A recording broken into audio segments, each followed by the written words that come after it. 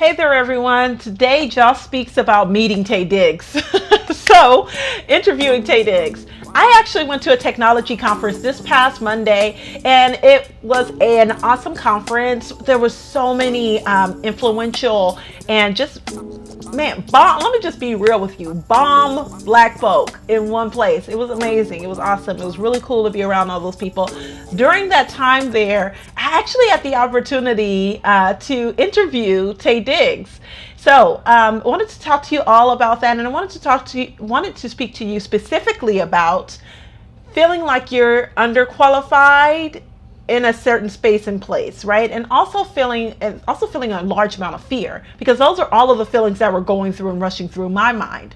So basically what happened, let's do a bit of story time. So story time is I was at the conference, and I actually walked over to another individual who was there, this gal that I met online. And I just wanted to go over and say hello and introduce myself because we hadn't met in person. So I wanted to just say hello. And I walked over to her, and lo and behold, she's standing next to Taye Diggs. Had no idea he was there. Totally caught me off guard. What do you do in those situations where you're expecting something to happen and then something else takes precedence over that, right?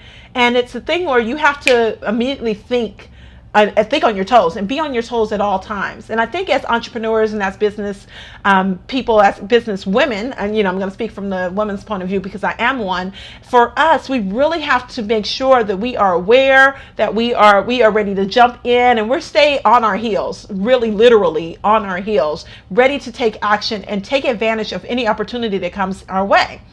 So I realized it was him after someone else had taken a selfie with him. I asked him if he wouldn't mind taking a selfie with me. We took one. I said, okay, let's take a silly one. And I usually do that. I ask someone to take a silly selfie with me to see where they are on Jaw Silly radar, right? The Jaw Silly radar is pretty much where I judge whether or not I should be silly with this person or if I should tone it down a bit, because I can be outrageously silly. So I have to tone it down just a tad bit for common folk, so that they don't think I'm completely cuckoo. So what I did was I asked him if he wouldn't mind taking a selfie with me, and he was all in. He totally went, and you'll see that picture down here below.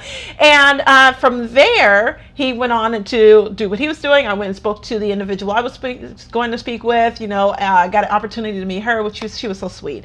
And so after that, I'm thinking the whole time, ideas are just running through my mind. Because when you have an opportunity like that, when a door opens for you like that, you don't just let it close. You have to take advantage of the full opportunity. And that's really what I wanted to speak to you all about.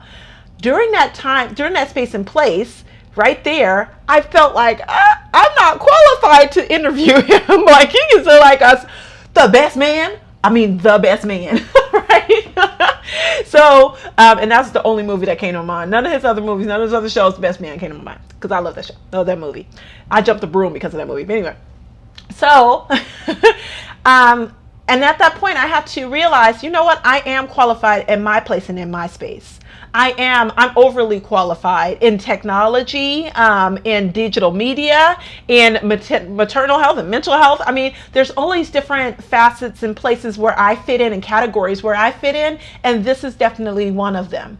And this is an individual, yes, celebrity, but the one thing he has more than I have is probably money, but other than that, nothing else, right? Other than that, this is a normal individual, a human being who walks the earth just like I do. So I put on my big girl underwear and I say, you know what? Let's do this. And I have to tell you, I sat down with my phone in my hand with the title of Taye Diggs on the live stream for like a good 3 minutes. I was like, okay, am I going to do this? I'm going to do this. Oh yeah, I'm going to do this. And I was like, G up to myself. That's how I talk to myself when I need to girl up. So G up means girl up, not gangster. It means G up. So I'm like, girl up. We can do this. Boss, right?